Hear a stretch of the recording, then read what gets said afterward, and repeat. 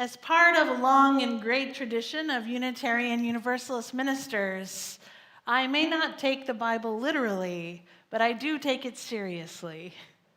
And so this morning I offer us the story of the boy Samuel and his elder Eli from the first book of Samuel, chapter 3. One night, Eli, whose eyes were becoming so weak that he could barely see, was lying down in his usual place. And then God called the boy Samuel, who was also lying down. Samuel answered, "Here I am." And he ran downstairs to Eli and said, "Here I am, you called me." But Eli said, "I did not call. Go back and lie down." So Samuel went back and lay down. That was the first time. Again, the Lord called Samuel, "Samuel!" And Samuel got up and went to Eli and said, "Here I am, you called me." "My son," Eli said, "I did not call. Go back and lie down." A third time, it's often threes, the Lord called Samuel. And Samuel got up and went to Eli and said, "Here I am, you called me." It was then Eli realized that God was calling the boy. So Eli told Samuel, "Go and lie down, and if God calls you, then rise up and speak. I am here. Speak, God, for your servant is listening. I am here." And so Samuel went and lay down in his place. Well, God came and stood there, calling as God had the other time, "Samuel." Or was it Samuel? And then Samuel rose up and said, "Speak, for your servant is listening. I am here."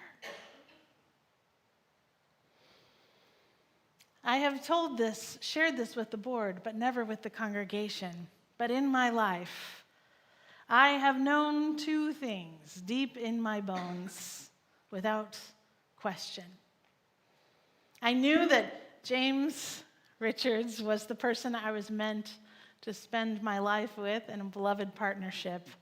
And it was the best, easiest, clearest choice I have made, and I have never regretted it. Not one moment. The only other thing I have ever known like this is that I was meant to serve as your minister. Clear as day. Let me explain. If you would indulge a mother telling some stories on Mother's Day. I was raised in a small UU congregation in the Austin neighborhood of Chicago in the 80s. Austin was a mostly black and working class neighborhood where crime rates were high and the need for community care was extreme.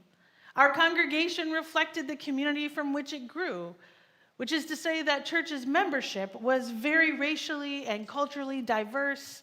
And meanwhile, I was a minority white student in my elementary school. And so I was most comfortable in spaces where I was not surrounded by other white people, but where I was in the racial minority. And this remains true for me. The congregation hosted community gardens for the neighbors, which I recently looked up and discovered still continue to this day. We also helped run an interfaith soup kitchen across the street called the Harriet Tubman House. I remember most Sundays I would attend the worship service, boring, then religious education, better, then I'd pilfer some coffee cake from the social hall, and the whole congregation and me would walk across the street en masse to make lunch, to serve lunch, and to eat lunch with other unhoused or hungry folks in the neighborhood. And I would walk across the street not with my parents, but with anybody from the congregation. Now, until I was 12 years old, I thought, like my understanding, is that entire experience was church. Not merely the first part of it, but all of it. So that has informed how I think about church, about congregational life.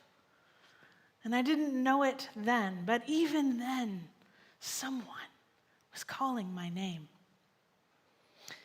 Well, the summer before 8th grade, we moved from Chicago to Knoxville, Tennessee. A culture shock, to be sure. And there I experienced the isolation of being a religious minority in what we often called the buckle of the Bible Belt. This experience of really daily religious persecution only further solidified my Unitarian Universalist identity. I wore my chalice necklace with pride, pointing out to those in homeroom who would damn me to hell that I was as religious and churchy as they were. In high school, as president of our local chapter of Amnesty International, founder and president of our local chapter of Amnesty International, and founder and president of the AIDS Awareness Club, I applied my values of human worth and dignity to my peers, to my school with pride. I was that kid, always handing out petitions and condoms in equal measure, and getting in trouble for one or the other. The road through Christian hegemony was rough and often cutting. I knew, though, if I could just make it to Sunday, then I would survive the week. The Knoxville, Tennessee Valley Unitarian Universalist Church youth group flourished as anywhere from 25 to 40 of us gathered weekly and beyond weekly, fervently attending campouts, lock-ins, youth conferences at area churches and the Mountain Retreat Center in Highlands. Though we had school friends, it was our church friends who understood us on a true level that felt healing, nourishing, and enlivening. This vitality that I once knew in my youth group, carrying me through some of my darkest and most difficult days, explains to you why youth group will always be of high significance for me and any congregation I serve.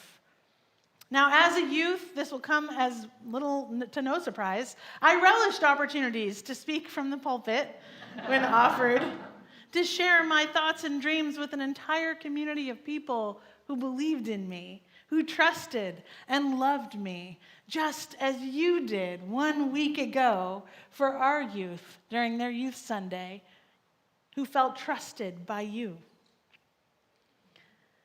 Years passed, and my love and professional pursuits brought me then to Western North Carolina. And it was then that I began to really hear it. Somebody was calling my name. Some calls you never forget. I received the call from my boss at the time, Reverend Mark Ward, minister then of the UU congregation of Asheville, calling me to inform me there had been a shooting at Tennessee Valley UU Church, the church of my youth. It was July 2008. A man entered the church with a guitar case containing an assault rifle. As children performed a summer production of Annie on the chancel, he opened fire upon the congregation. 2 people were killed, and others were injured. Before some of the older men in the church, men who had served as board presidents and committee chairs, they rushed the shooter, took him down, and held him there, while the rest of the congregation evacuated and called for help. As Mark recounted these events with me, I could not believe what I was hearing. Was nothing safe? Was no place sacred? Could we not be allowed to exist as Unitarian Universalists who affirm love in all its forms? And while I was hearing this, safe in Asheville, I tried to make sense of the level of bodily threat that I felt, joined with the overwhelming love surging through me for the adults who had helped raise me at that church, for the building itself, for the garden, for those men, my best friends, dads, who rushed the shooter, for all those faces I knew like the lines on my palm. The following Sunday, I returned to Knoxville to reconsecrate the temple. All the former ministers, yes, this is true. I just heard my son ask. All the former ministers and the Unitarian Universalist Association president at the time, Bill Sinkford, converged to reclaim the sanctuary and rededicate it to the holy and to the people.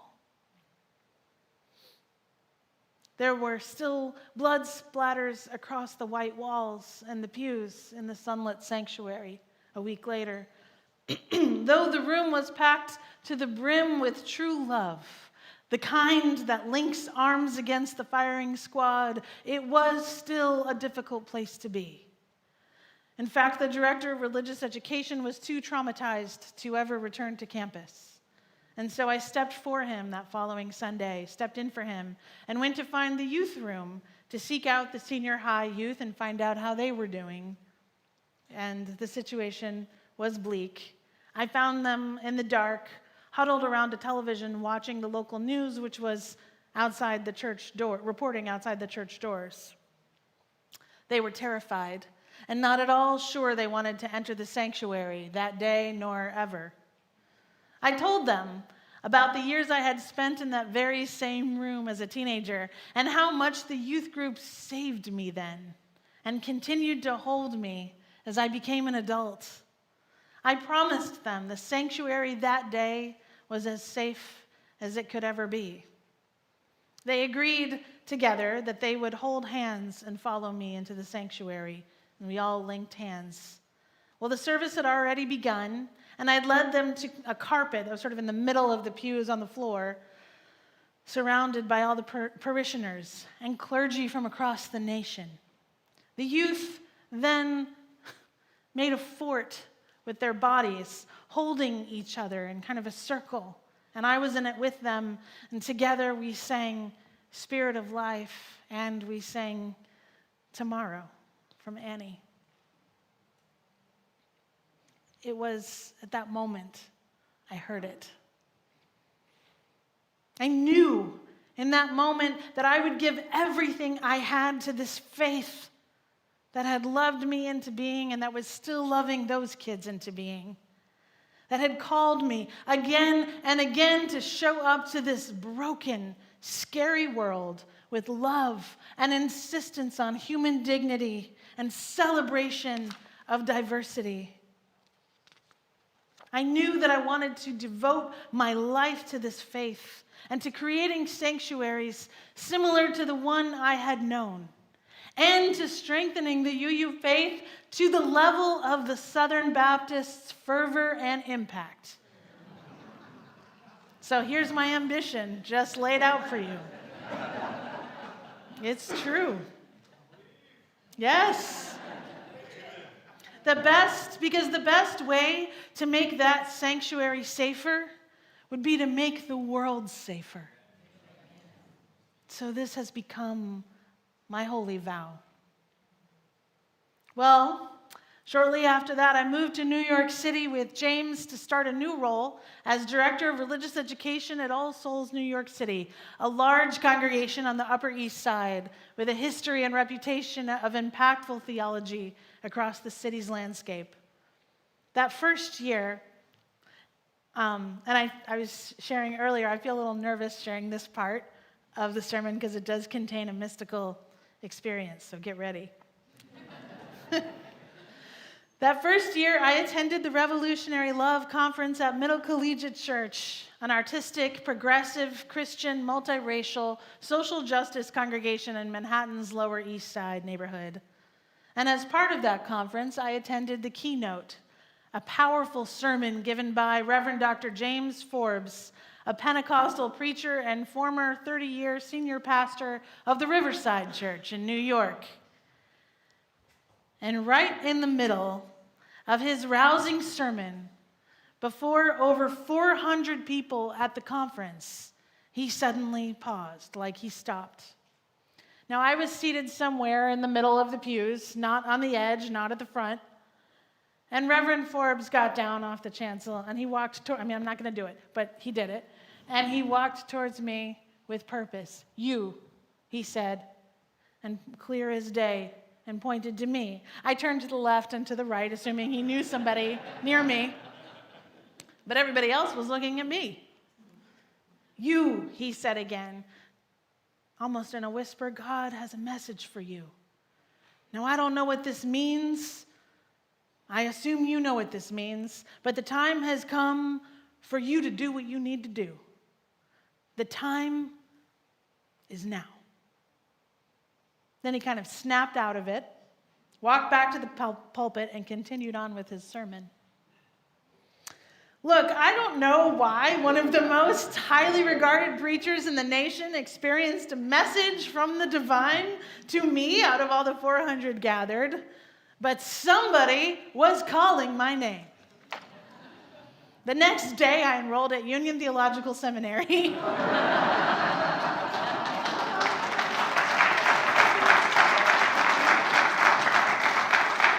And began my divinity school studies the following August. Now, the road to Atlanta was somewhat mundane, that is, until I met you. Now, I have known Unitarian Universalist congregations from every corner of this country, and the ones in the middle too. And I could see even then something special taking place here. I could see the way you give your time, your talent, your treasure, your life force to this congregation you care for deeply. What is it we say in the dedication? To this, we give our lives, and these are offerings. I could also see high conflict, but with it, great passion, beautiful artistry, deep devotion, the magic of holy synchronicity that we continue to experience pretty much every Sunday. You moved together so well. I could see it. And at the moment of my arrival, well, I could tell that you were dealing with my very favorite thing, impossibly high stakes and impossibly challenging odds for success. I saw a vibrance and a heart in you. I felt like you could hear it. Could you hear it? Someone was calling your name. So who is the Unitarian Universalist congregation of Atlanta? As Walt Whitman says, you contain multitudes. You are keepers and lovers of history and tradition. You are futurists with imaginations wider than the sky. You delight in matters of ultimate concern, the meaning of life, the reason for being, the nature of the divine. You care for each other like family. You are warm and welcoming. You serve the unhoused, the hungry, the immigrant, and you make a stand for the liberation of all who are oppressed. You defend the sanctity of this earth as a vital demonstration of your faith. You are innovators, eager for invention. You are endlessly creative, pivoting and adjusting in real time. And for you, if music be the food of love, will you say, play on? You also worship with quietude and wonder about the different ways to pray. Most of all, though, you are guided, grounded, and led by joy, even when it's hard to come by. In some ways, especially when it is hard to come by. And these days, as the war and terror rage on, as we continue working with our inner struggles together, sharing vulnerably and living courageously, I think we all know we are going to have to mother each other. We will need to take care of each other, to teach each other well, to expect the best of one another, and offer grace when we don't get each other's best. We will love each other when we show up imperfectly. And we will celebrate one another when we get it right. We will hold each other lovingly accountable as good mothering does. And we will hold boundaries that keep us all safe. We will transform lives.